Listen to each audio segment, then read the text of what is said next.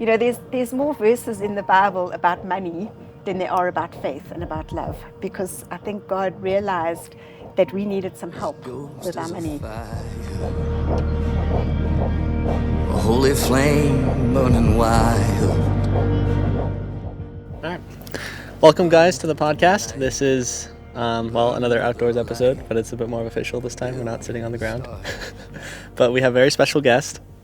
Kirsty, you can probably introduce her better than I can, so I'll give you the mic.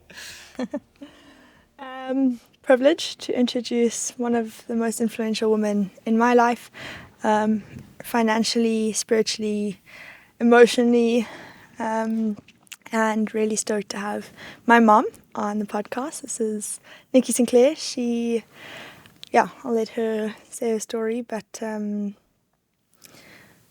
now single mom to 3, teacher, leader, and role model. Mom, do you want to explain who you are? Sure. That's a long thing. Well, first of all, thank you for this opportunity. I've just been so challenged by you young guys going out there and just sharing your faith in a special way. And uncomfortable as I am, in front of a camera, I'm just going to ignore the camera and just chat to you guys and know that God has got a plan for each of our lives. So I think we all have a story, and God is in our story, and we can be grateful for that. So just great to chat with you this afternoon. Yeah. No, we've been having chats like every week, just sitting down and trying to gain wisdom from you. So it's always an honor to sit down. I think just for the intro of this, like if you guys have parents or people you look up to, make sure you find time to sit down with them and just ask them questions, because usually when you ask old people one of their regrets, I'm not calling her old. I'm talking about other old people I've talked to. Many wise people usually say that they wish they'd spend more time with people they that were special in their lives. So I think it's cool, and especially to record some of these conversations is also going to be exciting to look back to. I'm grateful to have the privilege of being able to have mentors in my life as well. So that's also a great thing. Mum, will you give us the context of your business, your where you are, how that leads into your testimony, who you are, like your positionality, and how you've got to where you are today and where that is. All right. I think when you look back on your life, and it's hard to just put it in a brief synopsis, but basically I'm educated as a teacher. I've got a teacher's heart, I think, and I started out high school teaching, then went into adult education in the IT field and worked in a computer training company. And when things have changed a little bit. And God uses all of those times and those things in your life, and sort of it's almost like having thin threads going through your life, and you can see when you look back on your story, and mine is not complete yet, on how he uses it and how he brings those things into your life. So when we moved down from Johannesburg about 18 years ago, it really was for a lifestyle change for our children, getting out of the very busy, crazy, unsafe city, moving down to a small country setting, this little town called Hilton. We did it really for the children, but God has really blessed us as a family. So I was forced to change jobs because there were no opportunities on IT and training and what I was doing in the small town, other than flying back to Johannesburg to work with my old clients, or going down to Durban, which was an hour away, and leaving my 3 children with somebody else to look after in the afternoon. So that didn't work for me. So what happened was I then took a plunge and started my own business out of my comfort zone in the wedding industry. An opportunity came up, and it was really marketing in the wedding industry. So I started that business, built it up, met amazing people, had a great experience. It was tough going to start with, but a wonderful way to meet people and to have an influence in other people's lives.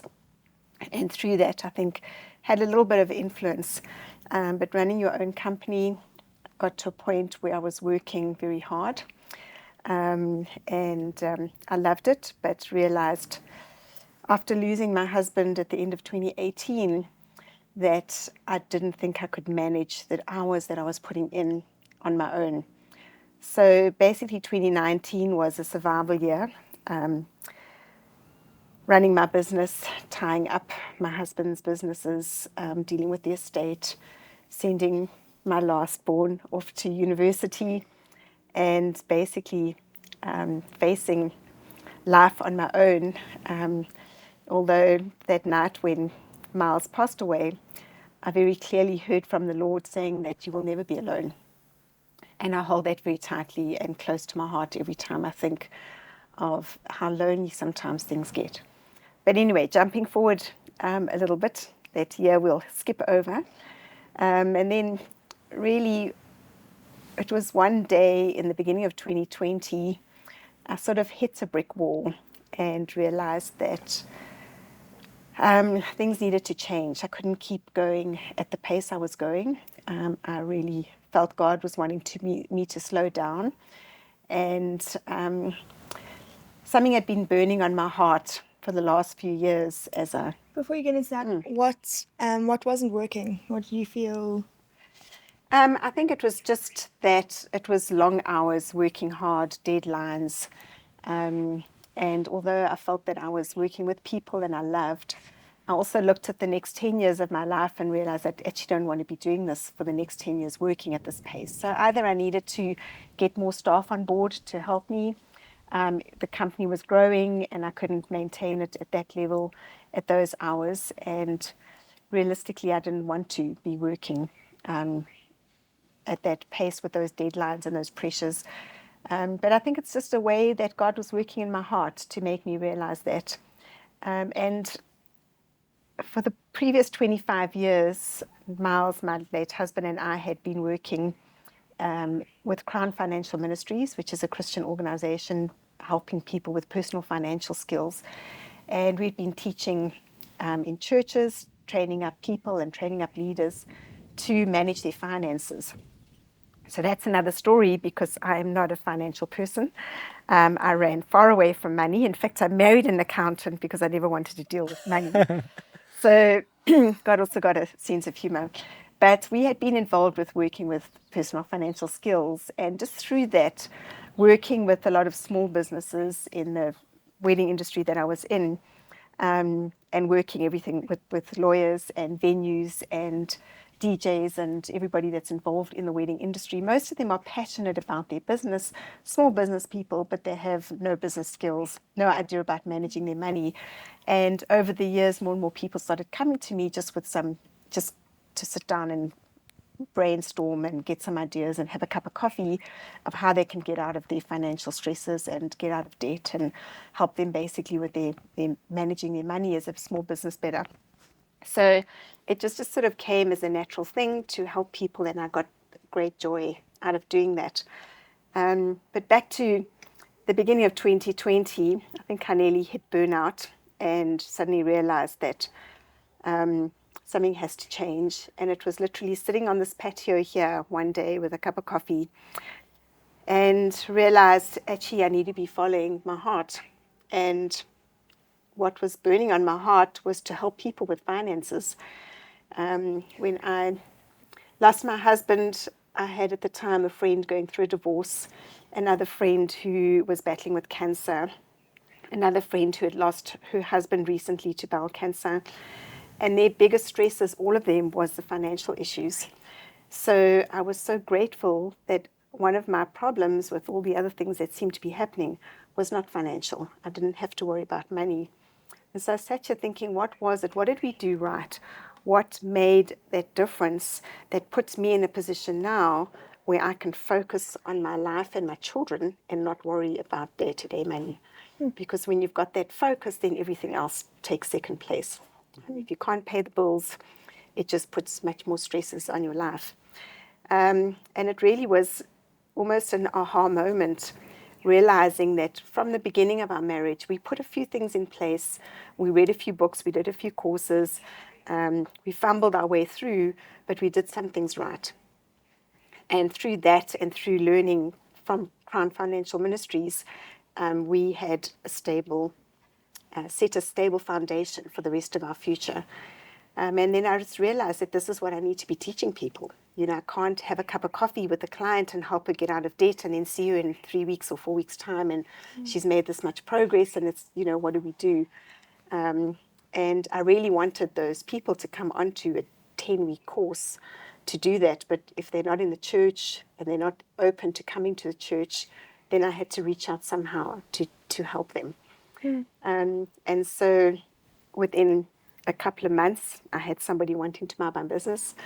I had the energy and the inspiration and the motivation back again to start a new business. And it all just fell into place. And it's just a miracle because none of that could have happened without God's help. Dang, that's really cool. This is a really easy podcast. I feel like we can just sit here and listen to it. It's No hard to interview put the skills story required. into a No, short that's really cool. Notes. So when would you think was the first moment that you guys realized, like, this is something we have that other people don't? I mean, obviously you told the stories of these friends you have. Like, how many stories did you have to hear before you thought, okay, we have to do something? I think it came before that. After Myles passed away, I wrote a chapter for a book on his behalf. There were a whole lot of coaches that were getting together to write a book called Transforming Your Life. And they asked me to write a chapter about Myles. And what was overwhelmingly obvious to me was the impact that he had made on people's lives. And I was inundated with messages and notes and phone calls. And when I looked back on those, when I kind of had a clearer headspace, I realized that a lot of it came through what we had been teaching them and what they learned in that 10 or 12-week course that we did them. So those financial basics that we taught people through the Crown Financial Ministries at the time was phenomenal. And it had lifelong impact. So it realized it was probably one of the courses, and we did many courses through our 30 years of marriage. Before you carry on, will you just explain what Crown finances are and who, you said you're doing these courses, these 6-week courses with people, what that looked like and how you got started in that? Sure. So Crown is an international organization based in the States, but they've spread and they've grown. And Myles was instrumental in trying to bring it to South Africa and establishing it here. But basically, they have a whole lot of courses and resources based around personal financial skills, from children to young teens to couples, businesses, and they've kind of got the whole field now. But we were involved in teaching I think it was a 12-week course at the time, run in a small group context. It was run under the banner of the church. So, and the whole thing was a discipleship model. So you walked in like small group, like cell group or connect group, small cell groups where you took them through a 10-week or 12-week process of managing God's money.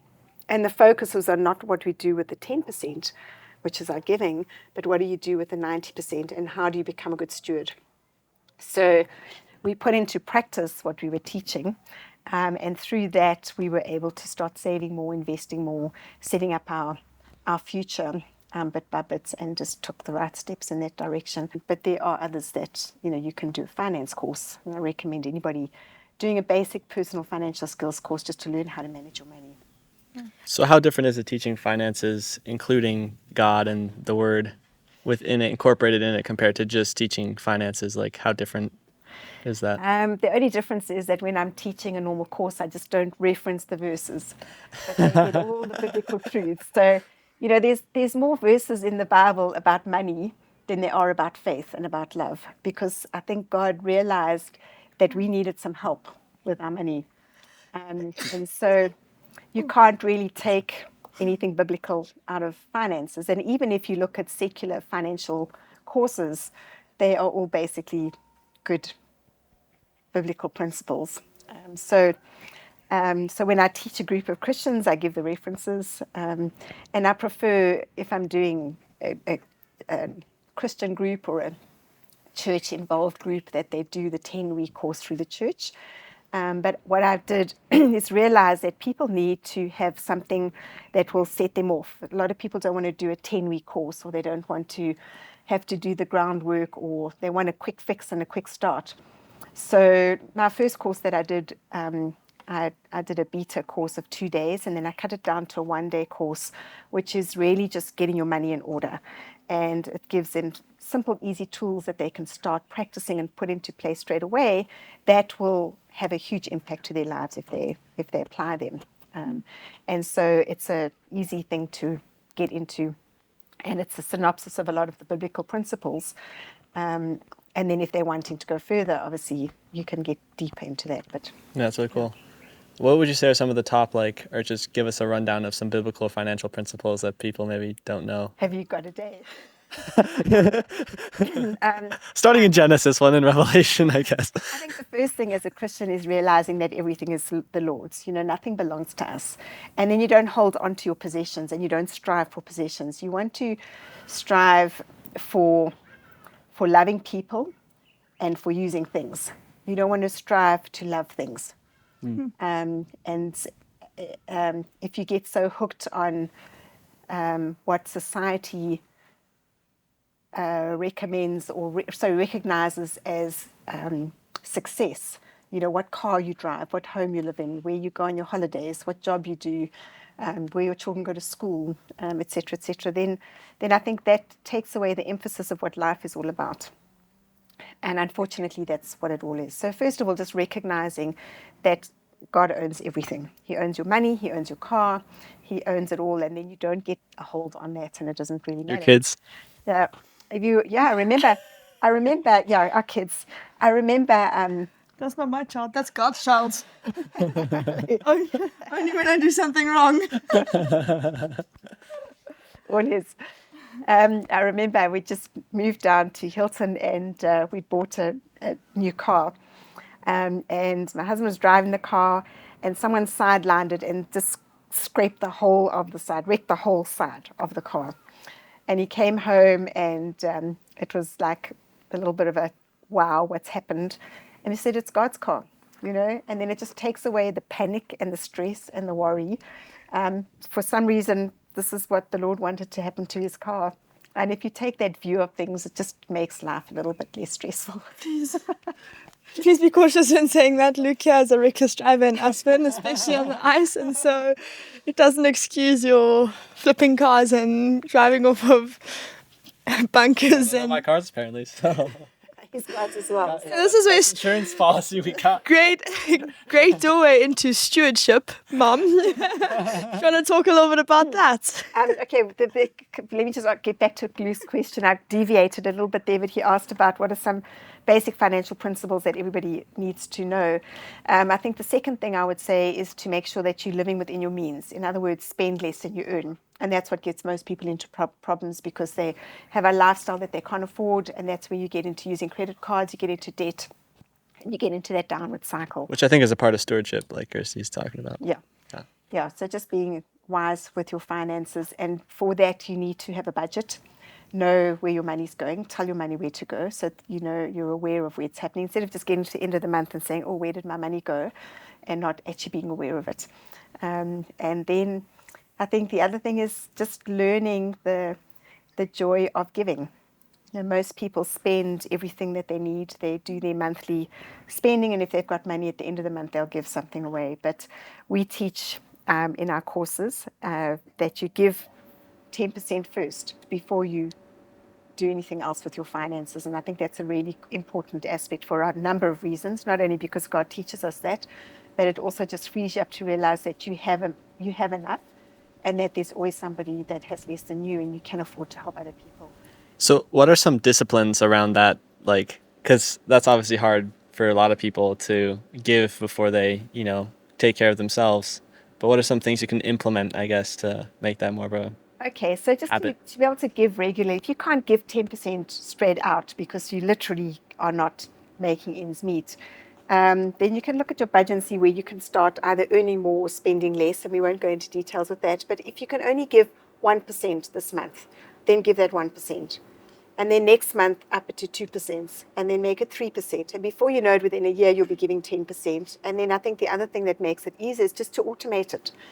So when your income comes in, whether you've got a fixed income salary, that's easier, then your salary comes in and you just allocate 10% of your salary automatically to go to another account so that you don't get tempted to spend it. or to go straight away to your church tithe, or to go to your charity that you're wanting to bless, or wherever you decide you're giving to. You mentioned that, the Bible says give 10% to the storehouse, and it also says give of your first fruits. What exactly is it referring to? Is that only a financial, related, or is that also regarding skills? Could it be either? And off the bat of that, isn't it dangerous to get into the mindset of I can only give 1%, because then 1% is going to be sufficient always? You're going to use the rest of the 9%. I think just realizing that God wants us to give not for Him. He doesn't need our money. It's all His money anyway. He wants us to give because of the blessing that we will get out of giving. And when you start realizing that and increasing your giving, then it's up to you to decide. And I don't think God is counting, oh, you've given 10% and you've only given 8%. I think He checks your heart, first of all. And even if you're giving 20%, if it's with the wrong heart attitude, it's not the right way to be giving. So check your heart when you are giving. And then, it's up to you to decide where you want to give. I don't think there is anything in the Bible that I can find that says you have to give 10% to your church.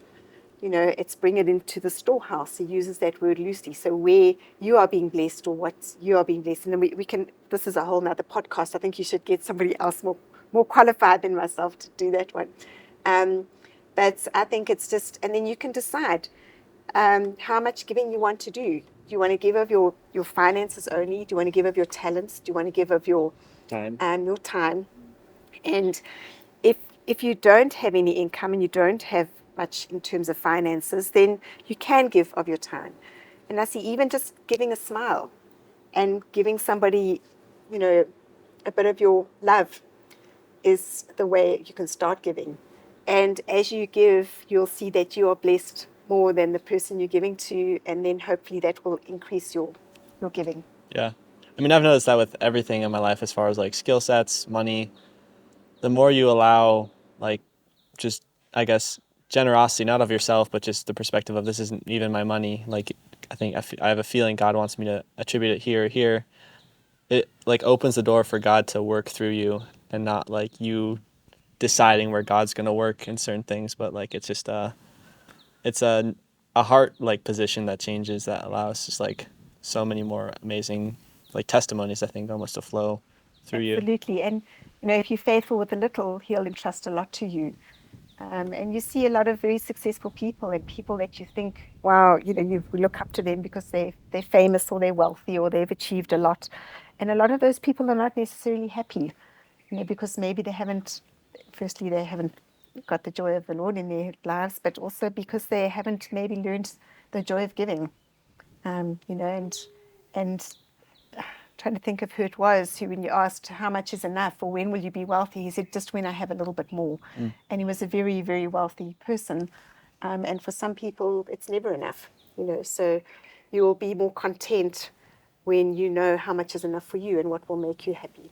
The Bible says, in all of the, because I really struggled with, I moved down to Cape Town, and I'd been exposed to poverty here, but I was really sheltered. And then I moved to Cape Town, and the number of people on the streets increases by 80%, and it's so much more in your face, and you're so much more aware of the difference in the situation that you're in. And I really struggled because you're a student and you only have so much time to work, and you don't even have enough for yourself for the month, and I've always been convicted to give, and I'd end up giving more than I had to. I know. I'd run out of money. There was too much month at the end of my money, and I wouldn't have meals, or I wouldn't be able to cover, basic costs. And so in some ways I think maybe I didn't steward that well, because I could have planned it better and put it towards a better cause. But when we look at the Bible, it says, how much should I give? You should give more than you have. And when someone asks for the shirt off your back, give him your jacket as well, kind of a thing. And so where do you draw the line of we're called to give, and to give essentially more than we can, or more than we, more than we have, when we, I think, so hesitantly give the 10%, and we're called to, I think, more than that. And how do you do it with good stewardship? Okay, I think that's where having a budget comes into place, where you, at the beginning of the month, say, okay, I'm going to give the first 10% of my income or anything that I'm getting in. And then I'm going to look at investing and everything else that I need to spend my money on. And then you know that if you're getting in $1,000 a month, you know that you've got $100, or if you're getting in 5,000 Rand, you've got 500 Rand that you can give away. And if you allocate that to giving, then it's a lovely situation to say, okay, I've got this to give, Lord, show me somewhere that I can give it. And it's amazing how God will bring people across your pathway to give, and the freedom that you can now say, okay, I've got that money allocated to give. And whether it's just one thing that Kirsty did was used to put apples or sandwiches or tins of, she still does have tins of food in her car.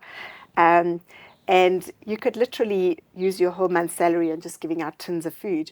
But if you say, okay, I'm going to buy 10 tins for myself, I've got 1/10 of that, I've got 1 tin to give away. Or however many tins, if you can buy 10 tins and you have those tins in the car for the month, and you know that once those tins have gone, then you have been loyal and your heart has been in the right place. And I think it's also a way that we can learn to just be a little bit more sensitive and discerning with God's money, and saying, Lord, it's your money. Do you want me to give this person or not? And start just to hear that little small voice that says, yes, this person needs that money, or no, this is not a good use of your finances. And it's a hard thing to do, because there will always be poverty. There will always be people that need, and you need to deal with that yourself, so you're not living with guilt. But having a budget and deciding at the beginning of the month, this is how much I've got to give, or even at the beginning of the year, and then it just frees you up to give without guilt. And then at the end of the month, if you have more, you can give more. Yeah, I mean, I think it's just like the same aspect for faith and like filling our own cups, like spiritually and emotionally. If we're always just preaching the gospel, what we know of the gospel, and we're never getting fed back, or no one's speaking into our lives, we're just going to run dry, and then we become like that liability that someone has to help up. And so I think it's a balance of, using the mind God gave us to make sure we are in a position where we can best like grow, invest, learn, and be like available to give. Because I just think about my life, like if I just gave everything I had now, then I would have nothing in a few months. But if I can steward it and grow it, like I think the dangerous thing about some of this is like people say, I'll give when I have a ton of money. I'll give when I'm a millionaire. Then I'll, build foundations and stuff. But there's a good quote, I don't know who said it, but essentially it's like, if you don't start giving now, you're never going to, like no matter how much you have. And so I think implementing it, even if you have almost no money, but then also like not, doing it in the wise way. Yeah, absolutely. And I think there's biblical wisdom in saying that there's 10%. God knows that we can give 10% of what we've got. And if you start doing that, you'll realize that you can actually live on 90%. Whereas you can think, oh, there's no ways I can make ends meet now. How am I going to be able to give 10% as well? And a lot of people I know growing up through the church say, I can't afford to tithe. But there is such blessing that comes, and there's a whole spiritual covering of your finances when you are loyal and faithful to that, giving that 10%. And we've experienced that in our lives. There have been times where we were really, really tight and we had to cut back on our tithe. And there were times when it was tight and we still said, we've still got to give. We've still got to give. And when we prioritize that giving, we just saw the blessings flow. And it's just something I can't explain, other than it's in a whole nother spiritual realm there, that God knows what he's doing.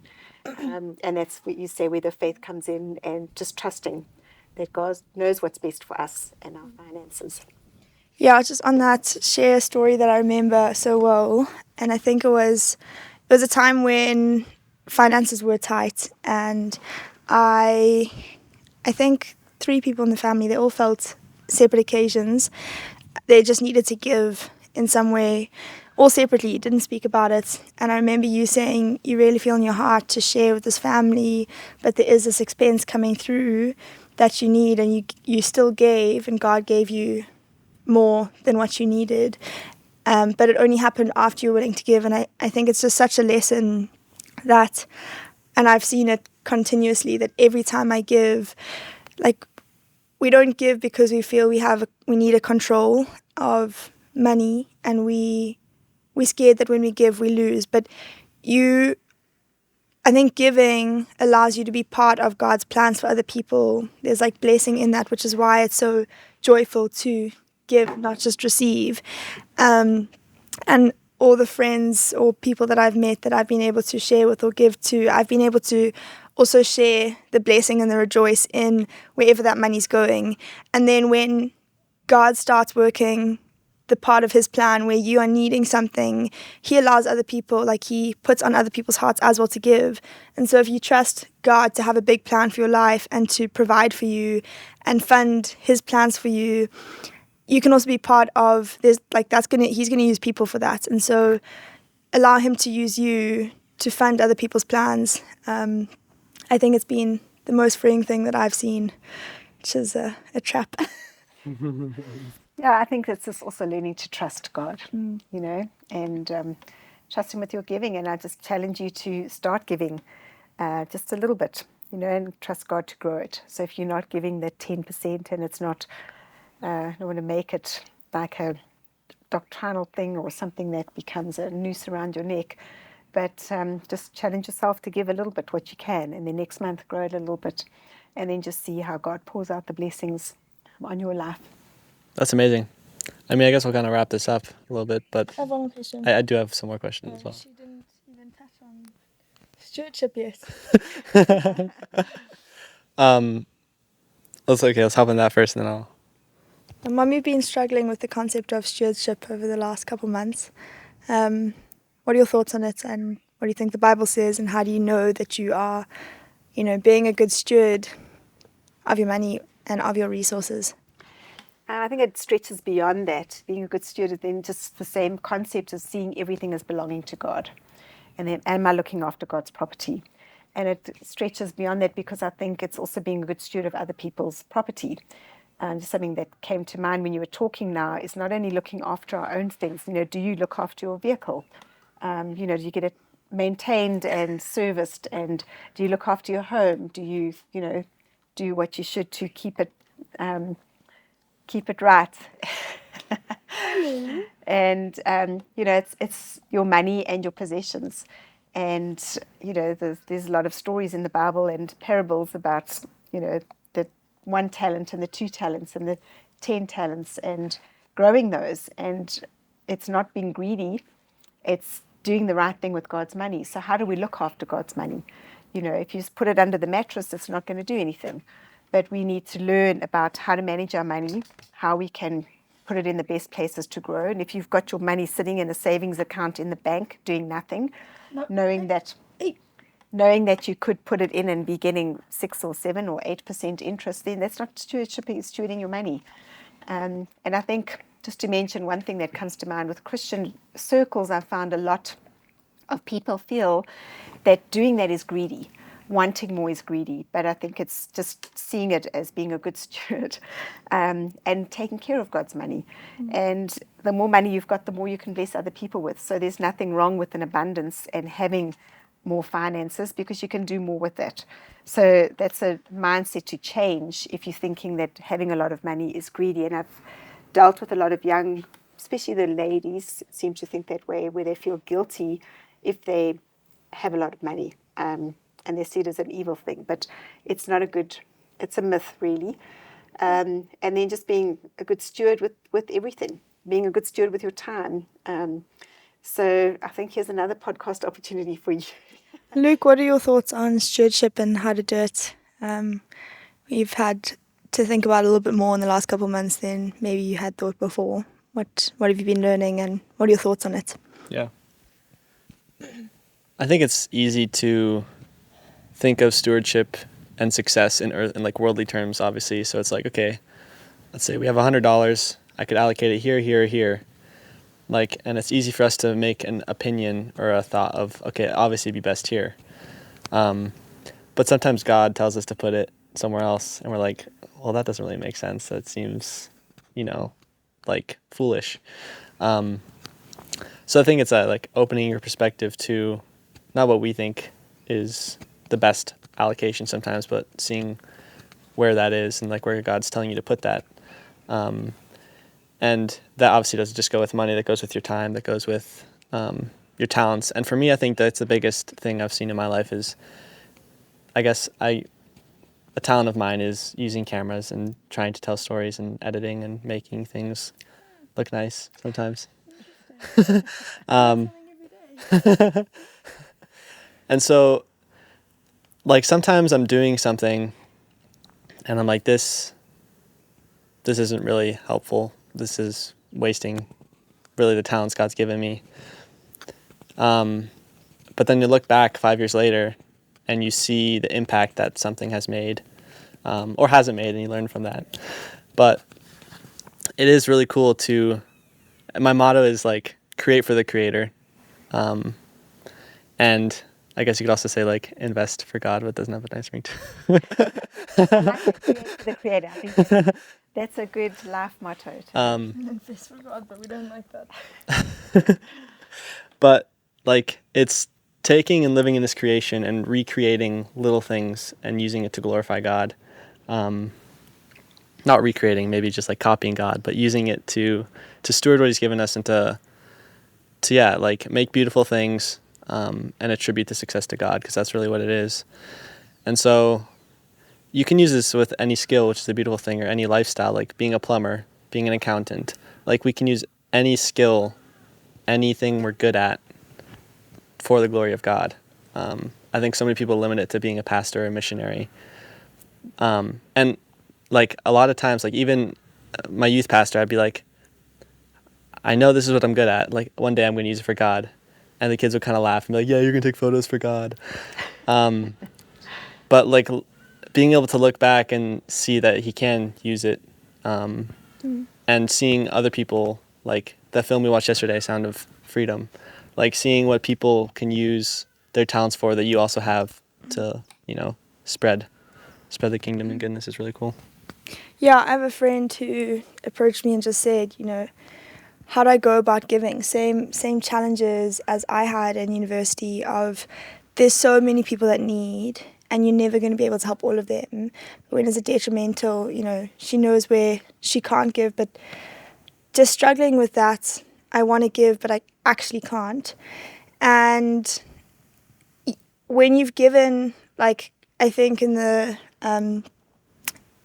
back in the day, God says, leave of all of the harvest and of all of the sowing of the fields, leave your best crop for the poor, and he'll provide. And if everyone's doing that, like, there should be enough for the poor. And if you're playing your part, but beyond giving monetary value, giving your time, giving your skills, like, maybe I've given what I can of my money this month, or Luke's given his money this month to the allocations of where he feels best fits, but he can still equip people with skills which can help them to find work, which can give them joy and creativity and, find their own income. And it's that saying of, don't give a man a fish, give him a fishing rod. And that takes time, and sometimes we give money easier than we give our time because we are rushing all the time and we like, we don't have time for it. But God is love, and loving is time. And so, yes, it's going to take a bit more time, but you're equipping not just someone for the next meal, you're equipping them for the month of meals for them and their family. And so I think it is a tough balance of, giving both, but just being aware, as Mom said, of your heart set, that if it takes more time, it's giving more, but it's also going to be stewarded more. And Kirsty, you've challenged me with that, because here in South Africa we have a lot of people just walking the streets and going gate to gate asking for food. And it's easy for me to make a sandwich or take some fruit or some tins or food up to them. But she's challenged me to just have the time to talk to them, hear their story, just listen to their heart, give them the time of day, which is, yeah, sometimes easier for me to give of things than time. So, yeah, thank you for challenging me with that now. Well, anything else? Yeah, I just wanted to touch on that quickly. That in a society of today where people don't have time, they fob off, especially in They don't think they have time. well, yeah, they don't want to make time, especially in poverty areas. So often we associate like poor people with being poor in all rounds, and we're reading Still When Helping Hurts. It's been really challenging, which I think has made us do it really slowly, me. But it just says poor people that are poor in material things are often rich in other areas that we might be poor in. And so often when I found, I don't have any cash on me or any food on me, and I'm stopped by someone at the street, and I actually just say, you know what, I'm not rushing back for anything super pressing. I'm not going to push anyone else's time away, and I actually am going to push my laundry a little bit later, or the meal that I'm cooking a little bit later, or I was going to go enjoy time with friends, and I just sit and I talk with them, and I've learned so much from people that are socially seen as poor and are degraded in title and society, and they often have more to offer, and I leave those conversations feeling more enriched than I have had with a lot of conversations with people that are wealthy or well off. And I think it's really sad that society, I think we do degrade people, and we do push them into I don't know what the right terminology would be without being offensive, but we're so quick to judge and put them into a box that we won't associate with, and then cut off time, and they come so hardened and so just what's the word? Worldly wisdom. No. They become so desensitized by hope and feeling humane, like feeling like they are just people that are put in situations that are unfortunate because we're lucky. And I think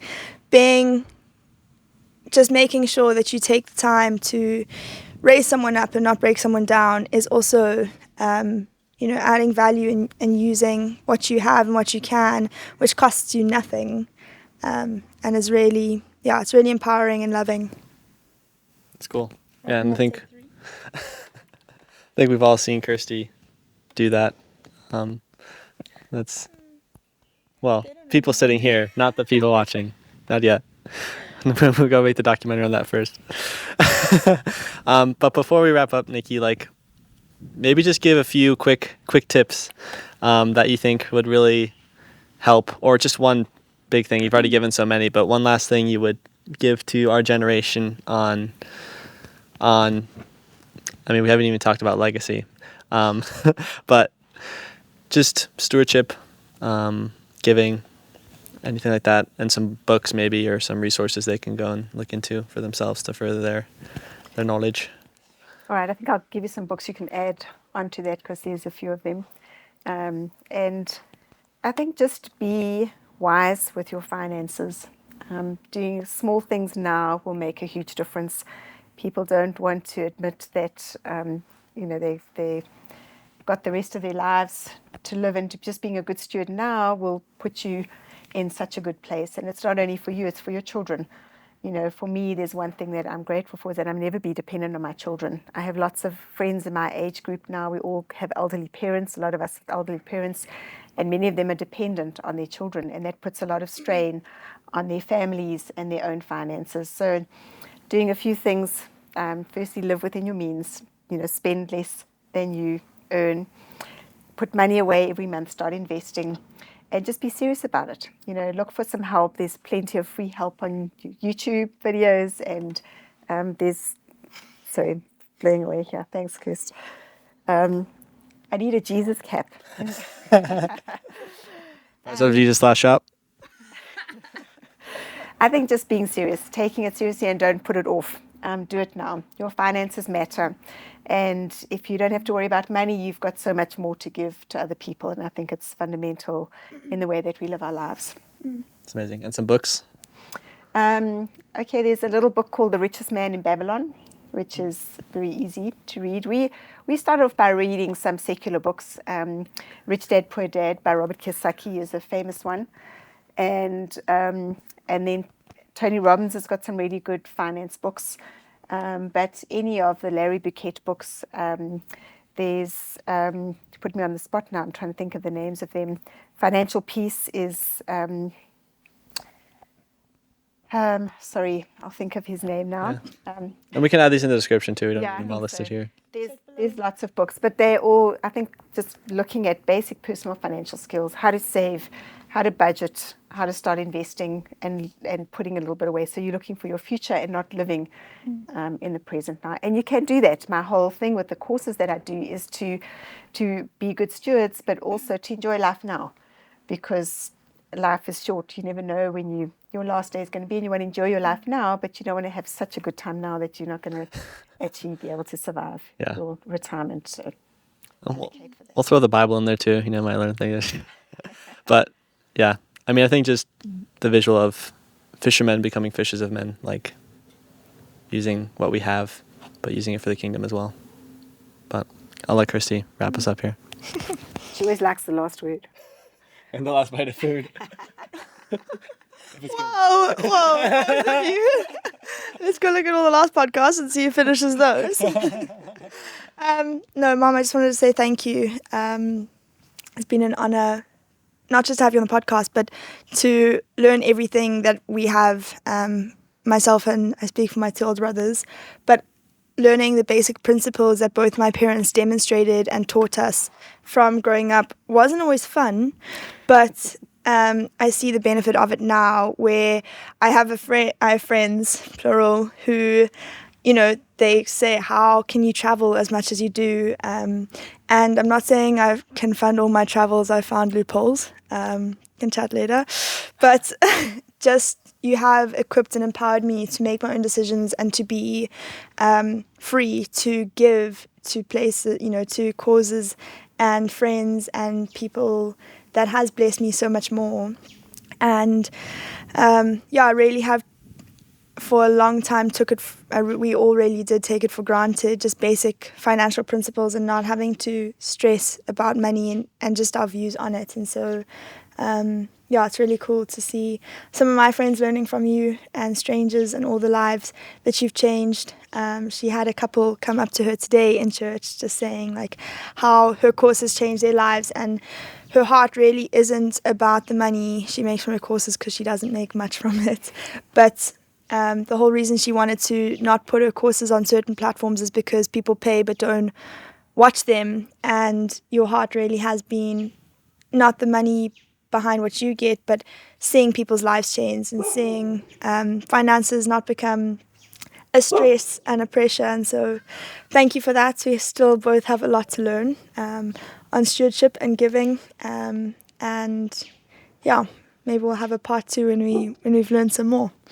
Thank you for this opportunity, and I think you guys are amazing. I'm so encouraged by seeing young people going out there and sharing on a platform like this. So just keep it up, and just you're stewarding God's time and resources and gifts and talents so well. So, and I know that you will be blessed in doing that. So, thank you. Well, thank you. Comment below. Check out our Instagram and our cap store. We'll see you in the next video. Trying to see who gets the last. A holy flame burning wide.